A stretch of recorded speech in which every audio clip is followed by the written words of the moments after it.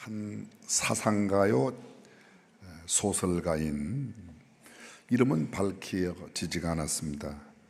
사상가 소설가가 현대인을 이렇게 표현했습니다.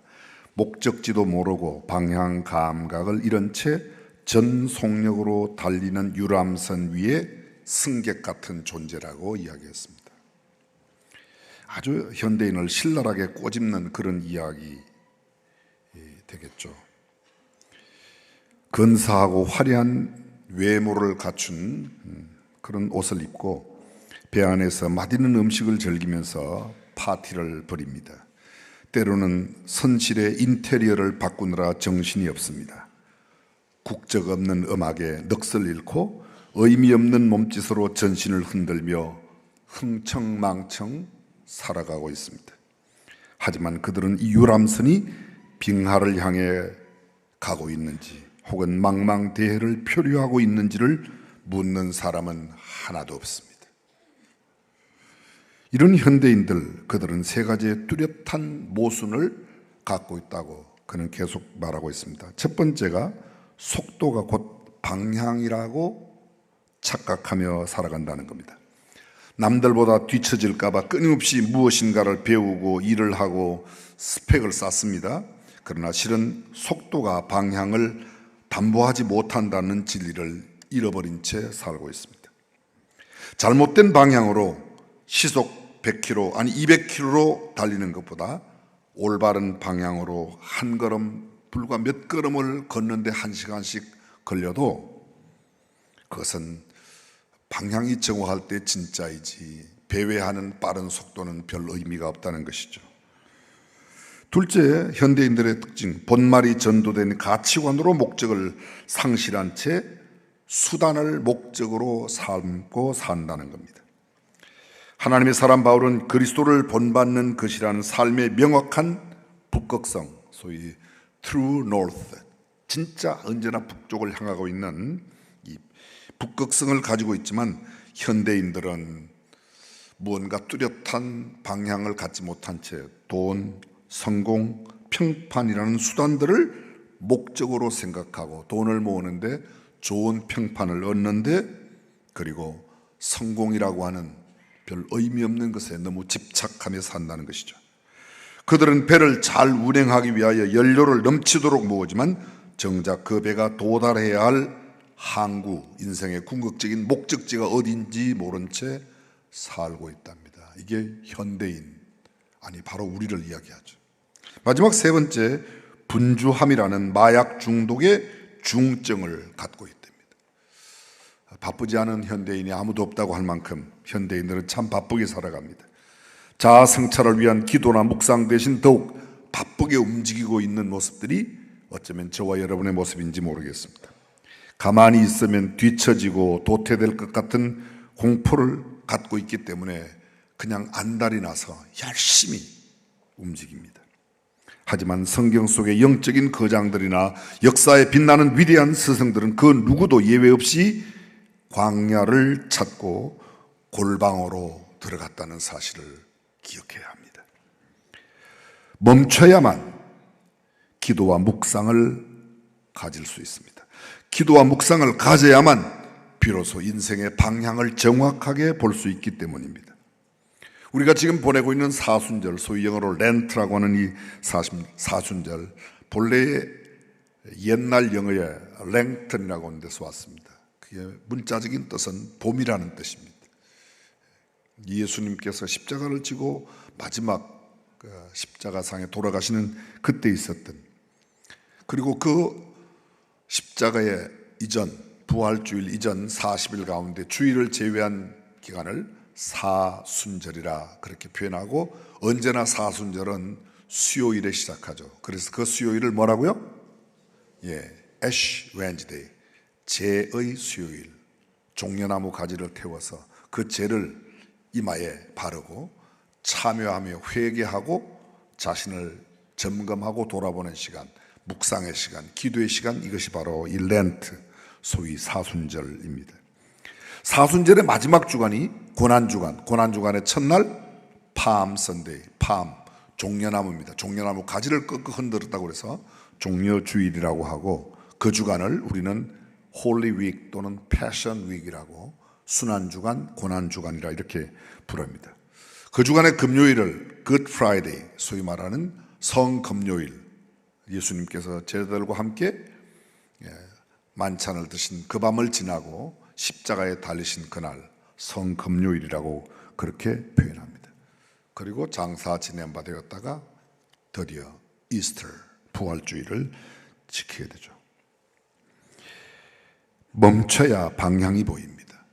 그래서 사순절은 어떤 면에서 좀 멈추는 시간, 골방을 찾는 시간, 그렇게 이해하셔도 되겠습니다.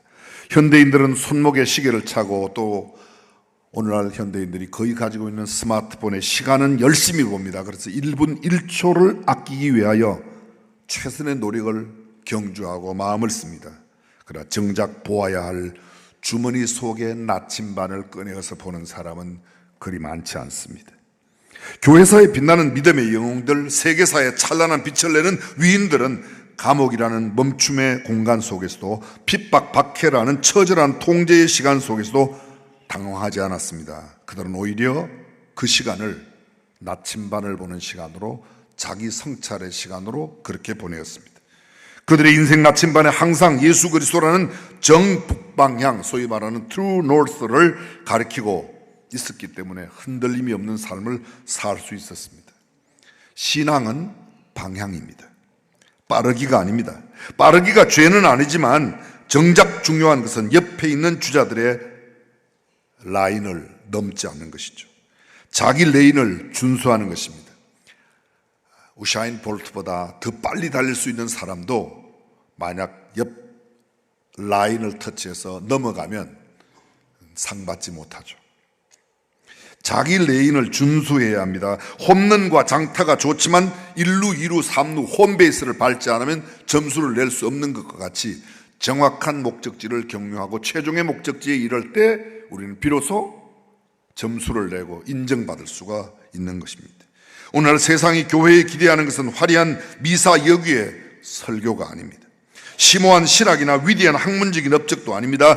최고 장식을 갖춘 화려한 빌딩도 아닙니다. 멋지고 근사한 문화행사, 축제 아닙니다. 교회 내 많은 행사들이 축제라는 이름으로 벌어지고 있지만, 그러나 그것이 진짜 교회의 본래의 모습을 보여주는 것은 아닙니다. 세상이 기대하는 것은 소금과 빛입니다.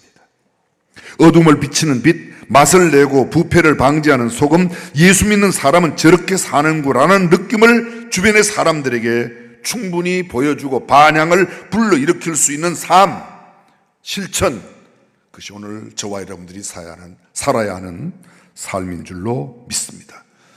일확천금을 추구하고 일확천금을 기도하는 것이 성도들의 기도가 아닙니다. 불로소득을 꿈꾸는 삶이 성도들의 삶이 아닙니다. 노력 이상의 큰 소득을 기대하는 삶, 그건 성경이 말하는 삶이 아닙니다. 복권 당첨의 행운을 사모하고 그것을 기도하는 것, 그건 우리의 기도가 아닙니다. 흥청망청 탕진하며 허랑방탕하게 사는 것 더구나 아닙니다. 쾌락과 향락에 빠져 시간 가는 줄 모르며 사는 삶이 우리의 삶이 아닙니다. 그리스도 안에 향락이 있습니다. 그리스도 안에 쾌락이 있습니다. 그러나 쾌락 그 자체가 우리의 궁극적인 목적은 절대 아닙니다. 모두가 인정하고 납득할 수 있는 소득을 추구하는 삶, 이게 그리스도인의 삶입니다. 누구라도 인정할 수 있는 윤리와 도덕적인 삶, 그게 그리스도인의 삶입니다. 때로는 손해를 보더라도 희생하고 섬기고 나누고 베풀어 줄 줄 아는 삶, 그것이 오늘 저와 여러분들의 삶이 되어야 할 줄로 믿습니다. 우리의 입술에 말을 사람들이 듣지 않습니다. 우리가 어떻게 살아가는가를 그들은 보고, 그리고 우리를 통하여 주님을 보게 되는 겁니다. 많은 것을 가지고 갖추어도 여전히 겸손한 삶을 살아가는 것, 자신의 유익과 행복만 주장하지 않고 타인의 기쁨과 행복을 후원하고 지지하며 도와주며 살아가는 삶, 그게 우리의 삶이어야 합니다. 억울한 누명을 쓰고 부당한 대접을 받을 때에도 분노하지 않으며 오히려 화내지 않고 사랑으로 이해하고 용서하는 삶, 그리고 올바른 태도를 여전히 견지하는, 흐트러지지 않은 모습, 그것이 그리스도인들이 살아내야 하고 보여주어야 하는 삶이죠. 복잡한 종교의식이나 예식, 예술성이 높은 음악과 문화 행사보다 아주 작은 것이라도 나누는 삶, 원망과 시비와 시기 질투가 아닌 용서와 이해, 사랑과 봉사, 섬김의 삶, 그것이 바로 저와 여러분들이 성령의 능력으로 살아내야 할 삶인 줄로 믿습니다. 누가 이런 삶을 원치 않습니까? 그런데 우리의 결심대로 돼요? 안 돼요. 왜요? 우리가 약하기 때문에. 그래서 우리 안에 우리를 도우시는 성령님의 역사가 있어야 이해가 되고 용서가 되고 나누고 베풀고 섬길 수 있다는 겁니다. 마지못해 억지로 하는 부담감이 아니라 기쁘고 유쾌하게 신나는 마음으로 미소가 가득한 친절과 언어와 행동으로 우리의 정체성이 어떠한 사람인지를 보여주어야 합니다. 그것이 오늘 교회가 뭘 말씀드리지만 교회 수가 적어서가 아닙니다. 신학교 수가 적어서 목사 그만하면 충분합니다. 수 많습니다. 교회 장로님들, 권사님들 참 많습니다. 문제는 하나님의 말씀대로 살아내는 삶을 살지 못하는 우리의 연약성, 그것이 문제입니다.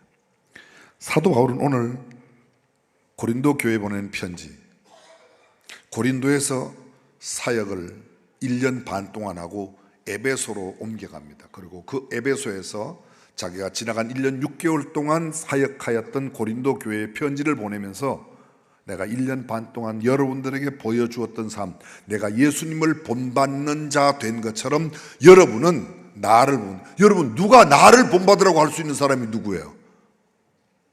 감히 우리 교회에 그런 분이 몇 분이나 있을까요? 나를 본받으라. 참 말도 안 되는 거죠. 진정한 그리스도인이라면 그렇게 말할 수 없습니다. 여기서 말씀하는 건 바로 이것입니다. 바울은 이렇게 말합니다. 내가 그리스도를 본받으려고 하는 것처럼 여러분도 그리스도를 본받는 삶을 사세요. 아멘. 그게 예담 삶이죠.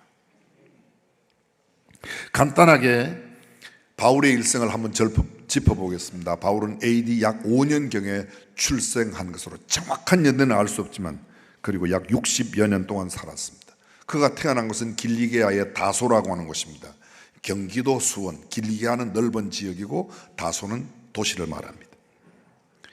당시 학문 중심의 도시가 바로 이 다소였습니다. 바울은 태어날 때부터 로마 시민권을 가지고 있었습니다.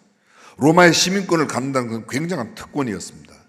한 가지 예를 들면 로마의 시민은 범죄하고 감옥에 가더라도 개인적인 노예 2명을 데리고 가서 감옥 안에 죄수의 몸을 살면서도 그 종에게 심부름을 시킬 수 있어요. 이런 이야기 듣고 안 놀라는 사람은 아마 여러분밖에 없을 거예요. 얼마나 그죠?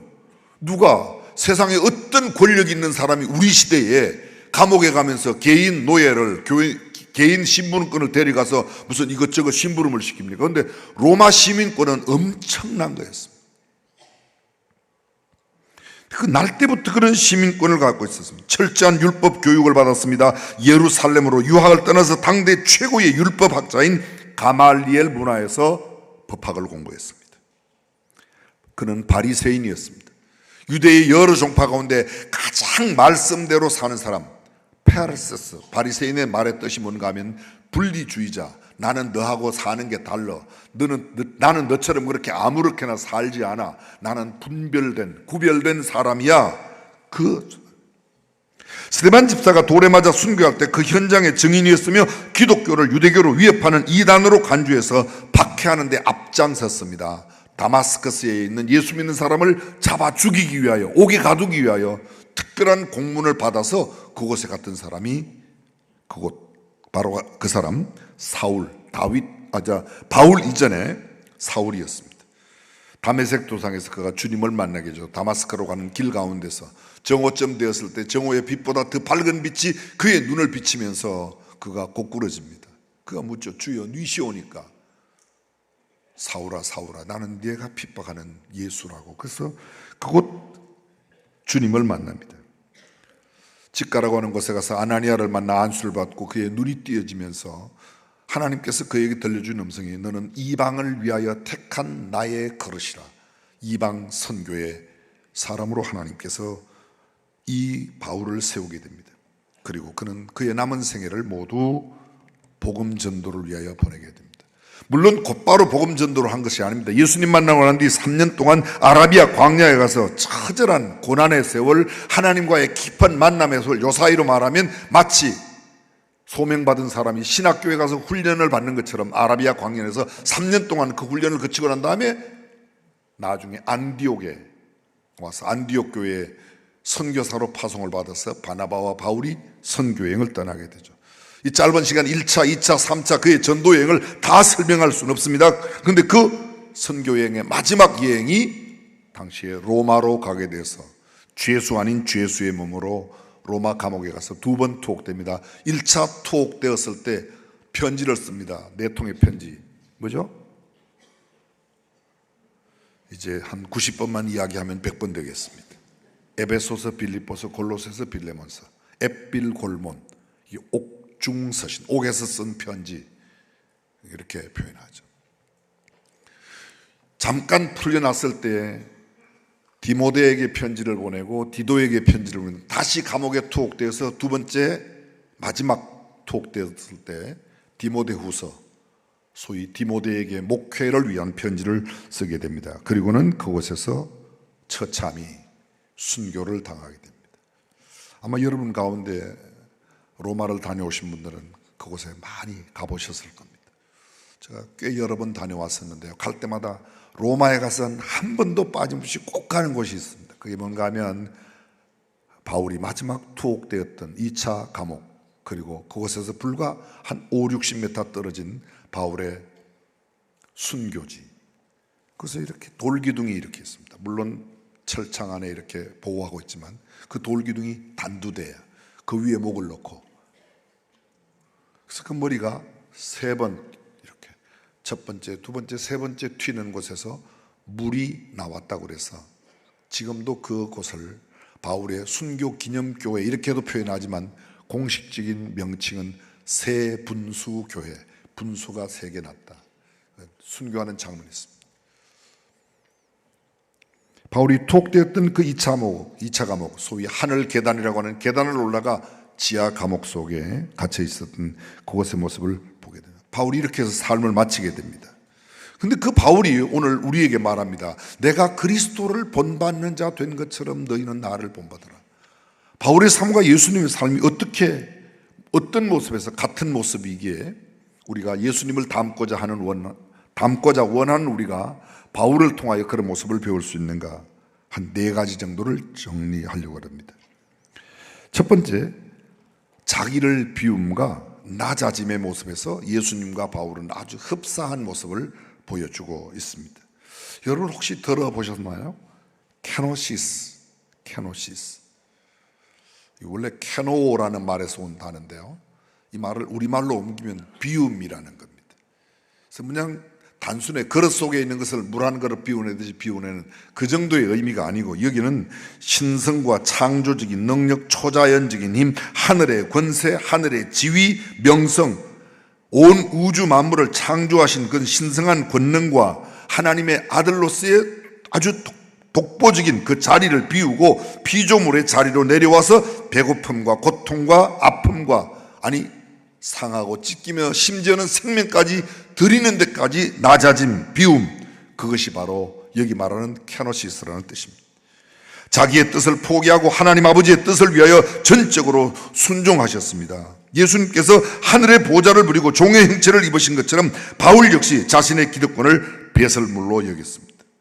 여러분, 바울이 어떤 사람이었습니까?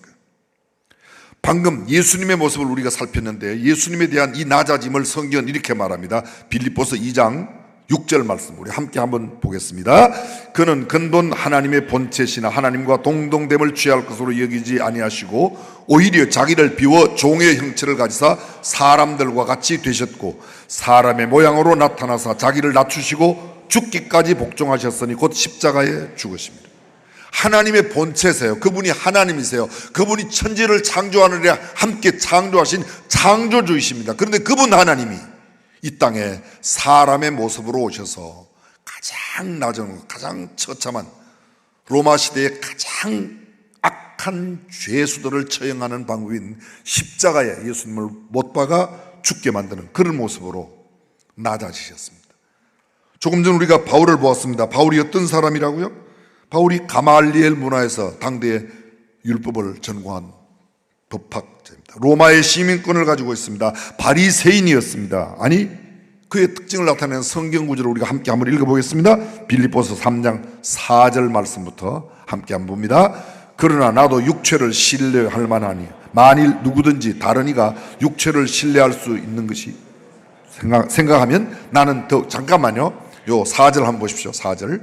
나도 육체를 신뢰할 만하여 만일 누구든지 다른 이가 육체를 신뢰할 것이 있는 줄로 생각한다면 나는 더욱 그러하니. 이게 무슨 말이에요? 사람들이 자랑할 게 있다고? 나도 진짜 자랑할 게 있어. 5절입니다. 나는 8일 만에 할례를 받고 이스라엘 족속이요 베냐민의 지파요 히브리인 중에 히브리인이요 율법으로는 여러분 8일 만에 할례를 받았다. 이스라엘 백성들 모든 사람들 할례를 받습니다. 이스라엘 족속이요 선민입니다. 베냐민의 지파요 이스라엘의 초대 왕 사울이 베냐민 지파 기스의 아들입니다. 내가 베냐민 지파라는 말은 무슨 뜻이에요? 나 왕손이야. 요 사이로 말하면 나 전주희 씨 효룡대군파야 뭐 이렇게 말하는, 안동김 씨 누구 후손이야 이렇게 말하는 겁니다. 히브리인 중에 히브리인이요 히브리인 성별된 하나님의 백성들 그 중에서도 나는 특별히 더 성별된 사람이다. 율법으로는 뭐요? 바리새인, 페르시스라 말의 뜻은 분리주의자.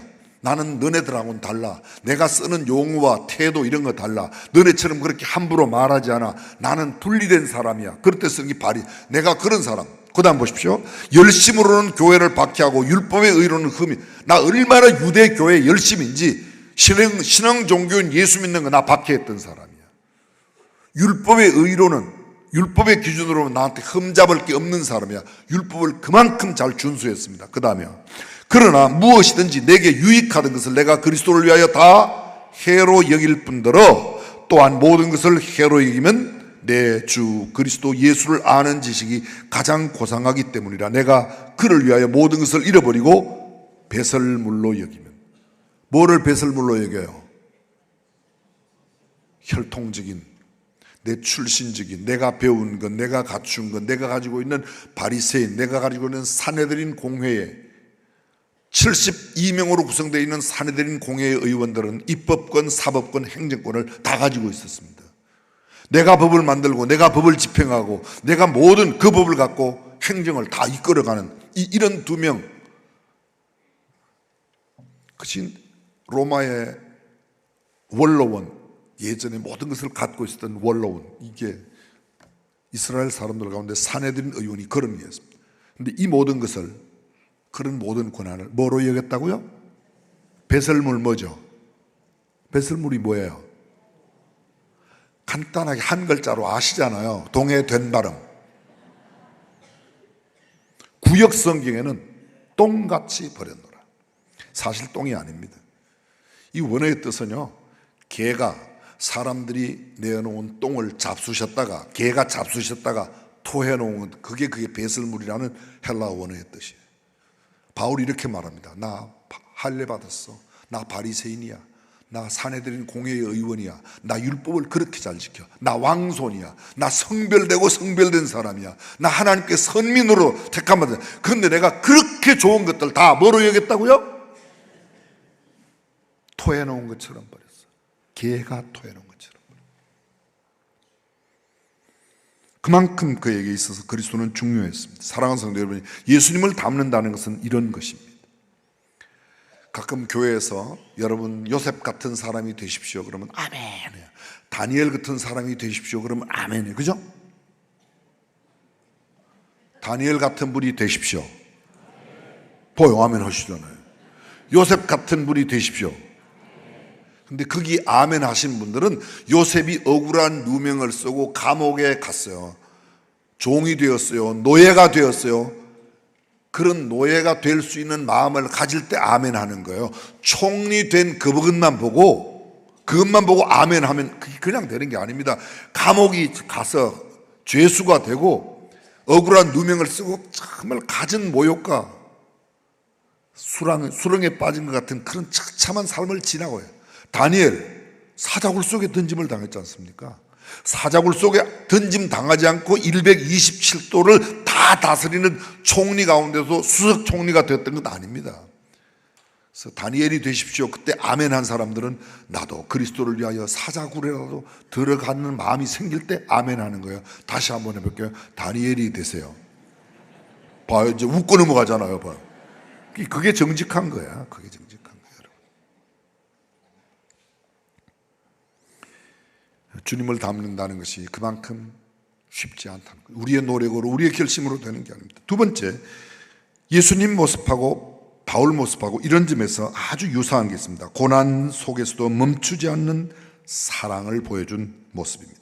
예수님 십자가의 고난을 참으사 인류를 구원하신 것처럼 바울은 복음을 위해 육체의 고통을 기꺼이 감수했습니다. 예수님, 이사야 53장 4절 5절 6절에 보면 그가 찔리면 우리의 허물을, 그가 상함은 우리의 죄악을 인합니다. 그가 채찍에 맞음으로 우리가 나음을 입고, 상하고 찢기고 채찍에 맞는 삶, 우리의 나음을 위해서, 우리의 상함, 우리의 질병을, 고통을 면해주기 위해서 그렇게 하셨다는 겁니다.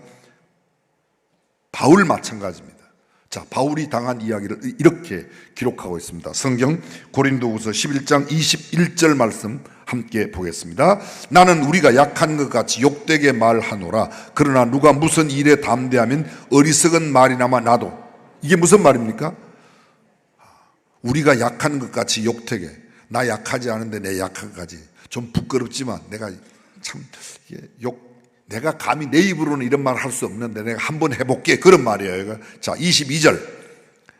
그들이 히브리인이냐? 나도 그러하며. 그들이 이스라엘인이냐? 나도 그러하며. 그들이 아브라함의 후손이냐? 나도 그러하며. 그들이 그리스도의 일꾼이냐? 정신없는 말을 하거니와 나는 더욱. 그 사람들이 그리스도의 일꾼이라고? 나는 더 열심히 일하는 일꾼이야.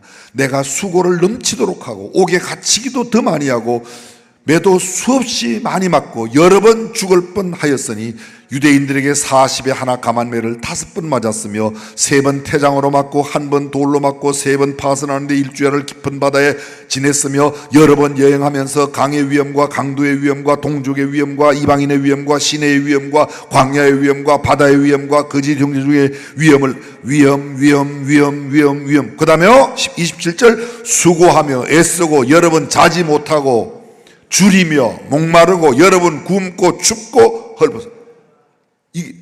이 기나긴 이야기를 딱 한 줄로 줄일 수가 있어요. 거지 중에 상거지입니다. 그게 바울의 삶이에요. 이미 말씀드렸어요. 그는 로마의 시민권 하나만으로, 왕손으로 태어나는 것 하나만으로, 그가 바리새인이라는 것 하나만으로, 사내들인 공회의 의원된 것 하나만으로도 얼마든지 마음껏 누릴 수 있습니다. 그런데 그 모든 것을 스스로 포기하고 거지 가운데 상거지처럼 매맞고 감옥으로 위험 수없는 위험. 왜요? 왜 그런 일을 당했습니까? 영혼을 구원하기 위해서. 바울은 이렇게 말합니다. 내가 그렇게 사는 것은 예수님을 본받는 삶을 살려고 그랬다고 얘기합니다. 사랑하는 성도 여러분, 저와 여러분들이 정말 주님 닮은 모습처럼 내가 누릴 수 있는 것 다 누리고 내가 가진 건 마음대로 누리면서, 그리스도인의 삶은 그렇지 않습니다. 내가 충분히 좋은 차 탈 수 있음에도 불구하고 조금 낮은 차 타고 나누고 베풀고, 내가 때로는 억울하고 힘들고 고통받고 오해를 받아도 영혼이 구원될 수만 있다면, 구원할 수만 있다면 기꺼이 그 일을 감당하는 삶, 그게 바울의 삶이었다는 거죠. 세 번째, 예수님 닮은 바울의 모습, 영혼 구원이라는 단 하나의 목적을 이루기 위해서 삶을 살았어요. 예수님 이렇게 말씀하셨어요. 인자에 온 것은 잃어버린 자를 찾아 구원하려 오셨다. 예수님 왜 오셨다고요? 네, 맞아요. 우리를 부유하게 만들려고. 그런 것도 있어요. 없는 건 아니에요. 근데 예수님은 첫 번째 이 땅에 오신 목적이 죄인을 구원하기 위해 오셨어요. 바울은 이렇게 말합니다. 바울은 수많은 어려움과 역경이 있지만 나는 정말 어떻게 해서든지 믿는 자를 만들기 위해서, 영혼 구원하기 위해서 이렇게 말합니다. 내가 유대인에게는 유대인처럼 율법 없는 자에게는 율법 없는 자처럼 다가갔다. 아니, 나는 정말 어떤 형편에 있든지 그 사람들의 형편처럼 되어 그들을 구원한다. 그가 정체성을 잃어버렸기 때문이 아닙니다. 어떻게 해서든지 몇 사람이라도 구원하고자 하는 간절한 구원의 열정 때문에. 저와 여러분들의 가장 중요한 목적이 뭐예요? 삶의 궁극적인 목적이 부자 되는 겁니까? 남이 알아주는 삶을 살아가는 겁니까? 잠깐 환기해서 생각해보세요. 여러분, 경제 원칙 아시죠? 경제 원칙. 이것도 한 90번만 이야기하면 100번 되는데요. 여러분들은 워낙 지혜로우셔서 고 목사 네가 또 이야기하고 폼 잡아라. 알겠습니다. 자, 보세요. 경제 원칙. 최소의 비용으로 최대의 효과를 얻어내는 이 경제 원칙이에요. 참고로 제가 경제학을 했어요. 대학원에 제가 경제학을 했는데요. 최소의 비용으로 최대의 노력을. 그럼 최소의 100원 들여갖고 10,000원짜리 물건을 만들었다. 이 몇 퍼센트죠? 그걸 10,000%라고 그러는 겁니다. 100원을 투자해서 200원 나오면 그건 100%예요. 근데 100원을 투자해서 만 원이 나오면요, 이게 10,000%입니다. 근데 여러분, 만약에 1억을 투자해서 한 영혼을 구원한다면 한 영혼은 가치가 천하보다 귀하고 1억하고 천하하고 이게 몇 퍼센트나 될까요? uncountable. 정말 측량, 계산할 수 없는 어마어마한. 근데 영혼 구원보다 나 이거 얼마, 이번에 100만 원 투자해서 1,000만 원 투자해서 10억 투자해서 1,000억 벌었어. 그거 놀라지 마세요. 나 오늘 영혼 하나 구원해서 천하보다 귀한 영혼이 구원받았다고 막 이러면서 깜짝 놀라 나가 자빠져야 이게 정상이에요. 너무 수준 높은 이야기를 하니까 잘 못 알아들으시나 봐요. 사랑하는 성도 여러분, 저와 여러분들의 궁극적인 삶의 의미가 영혼 구원하는 데 두어야 할 줄로 믿습니다. 예수님 영혼 구원하기 위해 오셨고, 바울 환난과 핍박이 나를 기다린다 하시나 나의 달려갈 길 복음 증거하는 일 마치려면 내가 예루살렘에 올라가서 내 생명도 귀한 것으로 여기지 않겠다. 환난이 기다리든지 핍박이 기다리든지 박해가 기다리든지 내가 가난이 기다리고 내가 감옥에 간다 할지라도 영혼만 구원된다면. 바울이 감옥에 들어갔습니다. 어디에요? 로마 감옥에 들어갔습니다. 근데 로마 감옥에 들어가서 얼마 지났더니 시위대 뜰 안에, 로마 감옥의 뜰 안에 거기에 갇혀있는 사람들, 소위 말하면 로마 황실에 있던 사람들이 예수를 믿었습니다. 여러분이 교도소에 간다면 뭐 하시겠습니까? 전도하죠. 그죠? 다시 한번 여쭤볼게요. 여러분들이 교도소 가면 뭐 하시겠습니까? 아유, 목사님 저 교도소 안 갈 거예요. 되도록이면 안 가시는 게 좋습니다. 그러나 만약에 하나님의 섭리 가운데 가야 하는 일이 있다면 그곳에 가서 기도하고 말씀 읽고 영혼 구원하고. 아멘 좀 하소. 아멘. 그거 해야 될 거 아니에요. 그거 가서도 빨리 나가게 하여 주옵소서. 빨리 나가게 하여. 그럼 예수 안 믿는 사람하고 우리하고 뭐가 다른 게 뭐예요, 여러분? 하나님 여기에 보내신 의미가 뭡니까? 누구를 구원하시려고 여기 보냈습니까? 제가 너무 성경을 안 읽고 기도를 안 하니까 성경만 읽고 기도 많이 하라고 이곳에 보내셨군요. 뭐 이렇게 돼야 그게 중앙교회 성도쯤 되는 거 아니겠습니까? 그렇죠? 안 가는 게 중앙교회 성도라고요? 그러니까 우리에게 역사가 안 일어나요. 괜찮아요, 여러분. 감옥에 가도 우리의 정말 삶의 궁극적인 목적만. 마지막, 죽기까지 복종하셨습니다. 예수님 겟세마네 동산에서 기도 이렇게 하십니다. 내 원대로 마시옵고 아버지의 원대로 하옵소서. 그리고 십자가시고 돌아가셨습니다. 바울 죽기까지 주 예수의 이름을 위하여 결박당할 뿐 아니라 죽을 것도 각오했다. 일사각오의 마음으로. 역사에 위대한 흔적을 남겼던 거룩한 하나님의 사람들의 공통된 특징이 뭐야? 그들의 생명을 초계같이 버릴 수 있었던 사람입니다. 우리가 왜 강제구 소령을 그렇게 귀하게 여깁니까? 여러 사람들을 구원하기 위해 자신을 희생했던 그 사람들에게 왜 의인이라는 칭호를 붙입니까? 남의 생명을 위하여 자신의 생명도 기꺼이 내어놓았기 때문입니다. 오늘 바울이 예수님이 그렇게 사셨던 것처럼 우리 시대에는 우리가 그렇게 살아 하나님의 영광을 드러내는 참된 성도 되시기를 주님의 이름으로 축원합니다.